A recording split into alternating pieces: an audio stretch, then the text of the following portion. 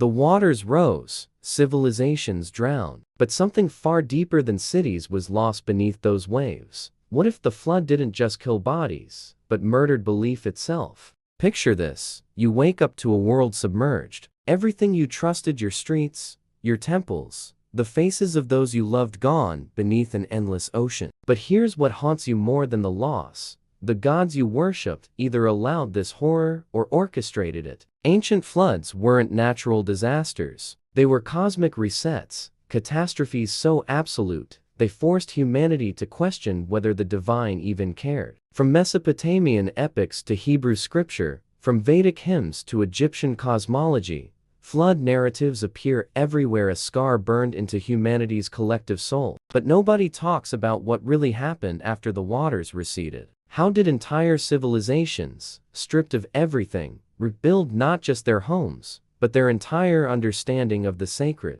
Here's what nobody tells you: the flood didn't just destroy the physical world. It shattered the logic of faith itself. If gods are benevolent, why did innocents drown? If they're just, why did children die screaming? These questions had no easy answers, and that absence of answer forced ancient peoples to reimagine everything: the nature of divinity, the purpose of human existence, the structure of cosmic order. In Sumer, priests experienced spiritual breakdowns. In Egypt, millennia-old rituals were suddenly questioned. In Vedic India, the very concept of dharma seemed broken. The terror wasn't just physical, it was existential. People weren't just afraid of drowning, they were afraid that the universe had stopped making sense. But here's where it gets strange. Instead of abandoning faith, these civilizations intensified it, as if the destruction had been a test and they needed to prove they were still worthy. In the immediate aftermath, there was panic, there was despair, but there was also something more powerful: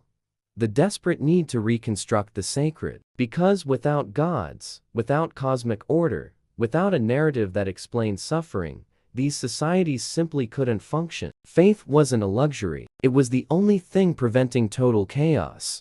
And this is where everything shifts. What happened next wasn't a simple return to normalcy, it was a spiritual revolution. The gods who existed before the flood couldn't remain the same. Ancient rituals no longer made sense. Sacred laws needed complete rewriting. And here's the fascinating part: this happened simultaneously across cultures separated by thousands of miles, cultures that never had contact with each other. As if all of humanity experienced the same spiritual awakening. As if the flood had been not just a physical event, but a portal into a new understanding of the divine. Why ancient peoples invented new gods to survive their trauma. When the waters finally withdrew, something disturbing emerged. The old gods weren't enough anymore. The deities who once blessed harvests, granted victories, or protected children seemed pathetically weak against a force that swallowed the entire world. How do you worship a local god when the flood proved something far greater,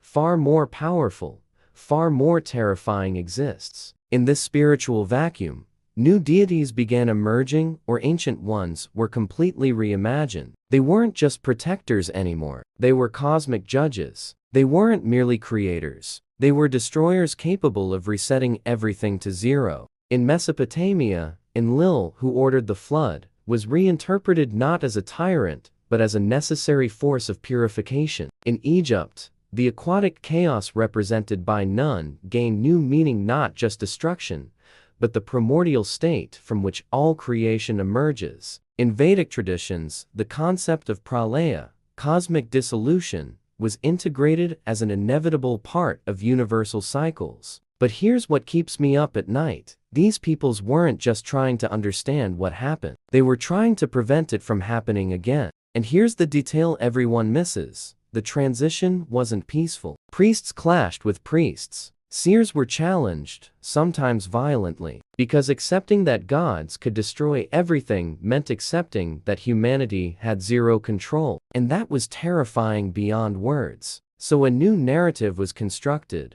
The flood wasn't random, it was judgment. Humanity had failed and was punished for it. But now, with lessons learned, it was possible to live in ways that would never again awaken divine wrath. Purification rituals became central to daily life. Offerings grew more elaborate, more desperate. Temples were rebuilt bigger, more imposing, as if architectural grandeur could appease the gods. This is where everything changes. Because this reinterpretation wasn't just theological, it was psychological survival. People needed to believe they had some control, that if they followed the right rules, performed the right rituals, worshipped the right way, they'd be safe. This illusion of control allowed societies to rebuild, but it came with a price.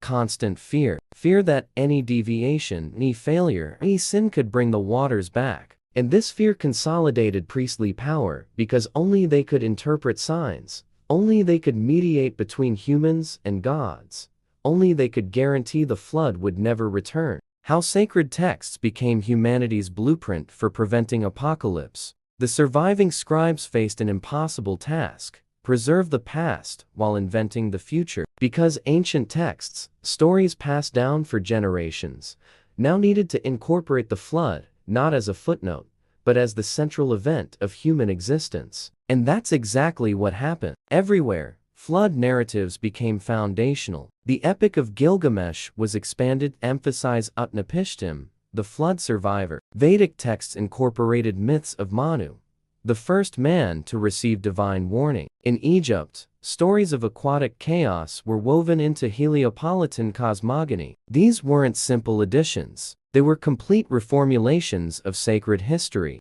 But here's what sends chills down my spine.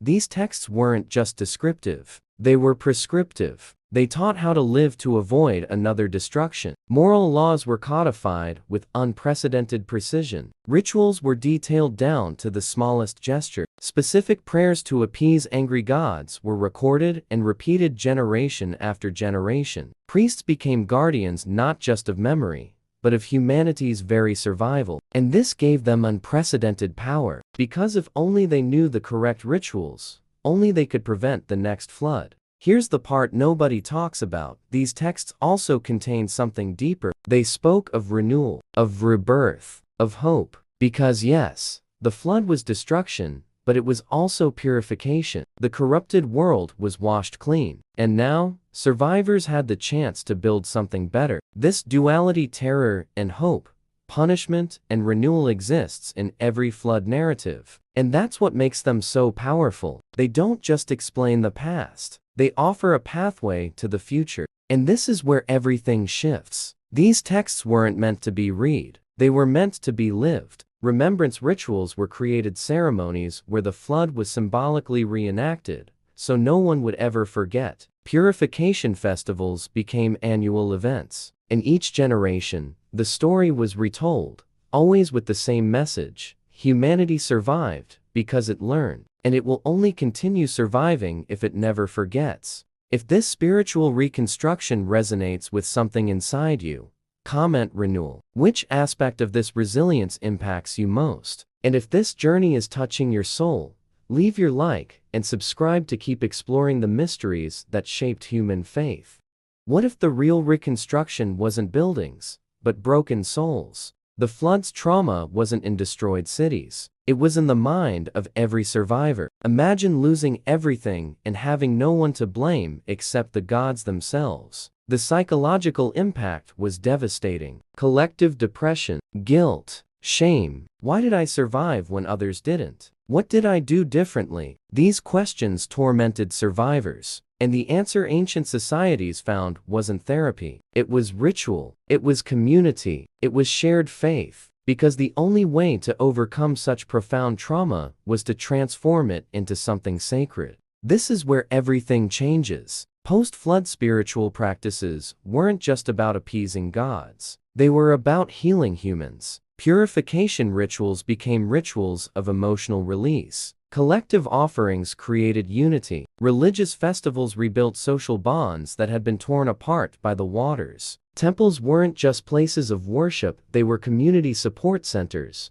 where people shared their losses and found comfort in the belief that, together, they could prevent it from happening again. But here's what haunts me. This spiritual healing also created dependency. People became so attached to rituals, so dependent on priests, so trapped by fear of another destruction, that faith stopped being a choice and became a survival necessity. And this shaped social structure for millennia. Kings presented themselves as divinely chosen. Priests became political figures. Temples accumulated wealth, all in the name of maintaining cosmic order and preventing the chaos of the waters. Here's the detail everyone overlooks. Despite all the control, all the fear, all the rigidity, something genuine also emerged. Human resilience, the capacity to transform pain into purpose, to find hope where only despair existed, to rebuild not just homes, but entire identities. Flood survivors didn't return to who they were before. They became something new, something stronger, something capable of carrying the weight of memory without being crushed by it. And this transformation wasn't an accident. It was a conscious choice, collective, spiritual, profound, that humanity wouldn't be defined by what it lost, but by what it managed to rebuild. How the flood still defines our relationship with the divine. The memory of the flood never disappeared. It's carved into the human psyche, and it's no coincidence that, thousands of years later, we still speak of rising waters, of storms that destroy, catastrophes that change everything. Because the flood wasn't just a historical event. It was an archetype, a universal pattern of how humanity reacts to existential crises. And this pattern repeats. When pandemics devastate populations, people seek spiritual meaning. When wars destroy nations, new religious interpretations emerge. When climate change threatens existence, humanity questions its place in the cosmos again. The structure is always the same: crisis, questioning, formulation, reconstruction. But here's what keeps me awake. We're living through our own flood, not of water, but of uncertainty, of collapsing old certainties, of systems that seemed eternal crumbling before our eyes. And the response? Same as always. Some people return to ancient rituals, others invent new ones. Some seek forgotten gods, others reinterpret existing ones. And all, somehow, are trying to do what flood survivors did: